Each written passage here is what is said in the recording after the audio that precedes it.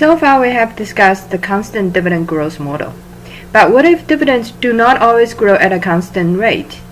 For example, if we have a non-constant dividend growth of 30% from year 0, or say now, to year 1, and then 25% for year 1 to year 2, 15% for year 2 to year 3, and then long-term constant growth rate of 6%. Then we can no longer use a constant growth model because apparently it's not constant. However, if we assume that growth becomes constant after 3 years, we can still estimate the stock value using a multiple-step approach. In this approach, step 1 is to identify the horizon date, which is the day that dividends finally start to grow at a constant growth rate. We will call this GL because that's the long-term growth rate. In our example, this is the end of year 3. Once we identify the horizon date, we can then find the horizon value, which is the present value of dividend beyond horizon date discounted back to the horizon date.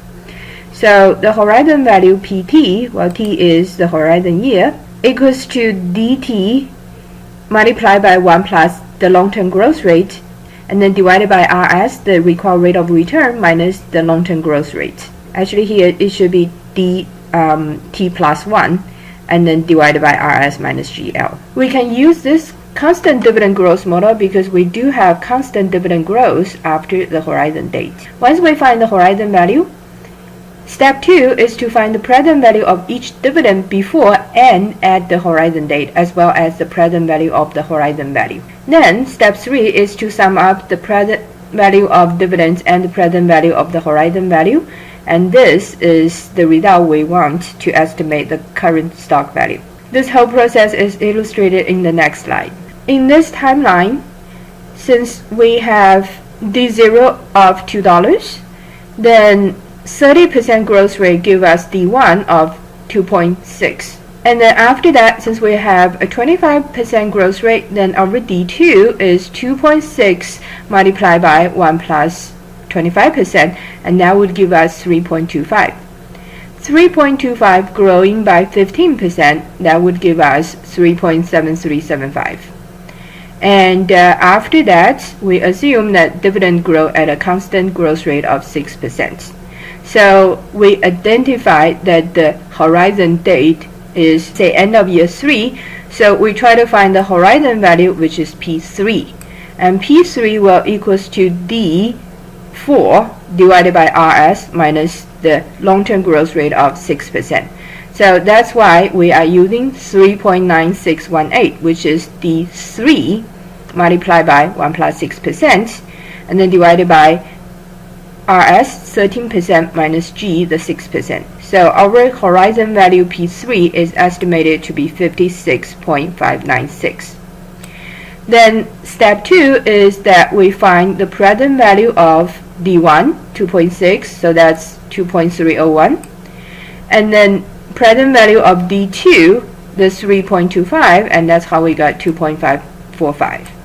And present value of D3, 3.7375, we discounted for 3 years back using the 13% discount rate, then we get 2.59. And for the horizon value, since this is also at the end of year 3, we discounted for 3 years back, and we get 39.224. Then step 3 is that we add up all these 4 numbers, and we get the total present value. That is our estimate of P0, total 46.661. Now let's take a look at another example. We look at question number 21 at the end of chapter 7 to get more familiar with the valuation of non-constant growth stocks.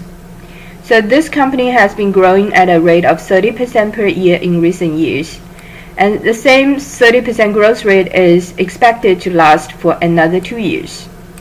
If D0 is 2.5 and the required rate of return is 12%, and long-term growth rate, which is after 2 years, is 7%, then what is the company stock worth today? To do that, we can try the timeline. Our D0 is assumed to be 2.5, and so D1 is D0 growing by 30%, and that's how we get 3.25. Our D2 is D0 growing by 30% for 2 years, and so we got 4.225.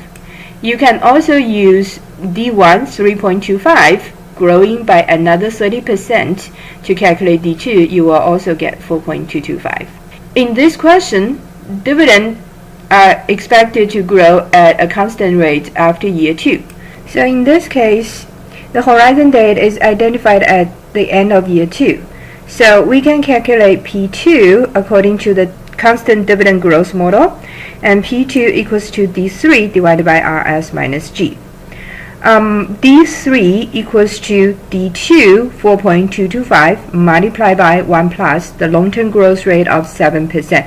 So we have 1.07 here. And in the denominator, we have RS minus G, so 12% discount rate minus G, 7% long-term growth rate. So our P2 horizon value is estimated to be $90.41.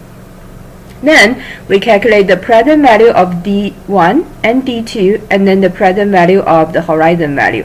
That's why we have 3.25 divided by 1 plus 12%, and then 4.225 divided by 1 plus 12% at the power of 2, and horizon value divided by 1 plus 12% at the power of 2. So we add up all the three present values and we get the price at time 0, or say the intrinsic value as of today, as $78.35. If we want to use the financial calculator, we can input these numbers in the cash flow registry. So your CFO should be 0. Notice here that CFO is 0, not the $2.5 of D0. D0, the current dividend was already paid and therefore should not be included in the total present value calculation. And CF1 will be 3.25, which is D1. CF2 here is actually the sum of two numbers, D2 and the horizon value, which is also the value at the end of year 2. So once we input CF1 and CF2, we try to calculate the NPV when the interest rate is 12%. So we press NPV button, we can get the NPV value of $78.35.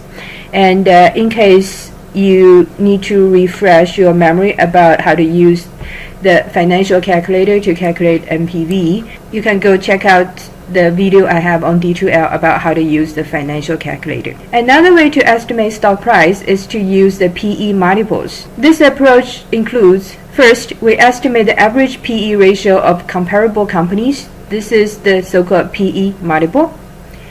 And then we multiply this average PE ratio by the expected earnings of the company to estimate its stock price. Other multiples we can use include price over cash flow ratio, price over sales ratio, or price over EBITDA ratio. The problems with the market multiple monster, it is often hard to find comparable companies. For example, if you want to find PE ratio for comparable companies for Facebook, we can hardly find another public company that's in the exactly same kind of businesses and also is comparable with Facebook in terms of its size. Also, the average ratio for the sample of comparable companies often has a wide range.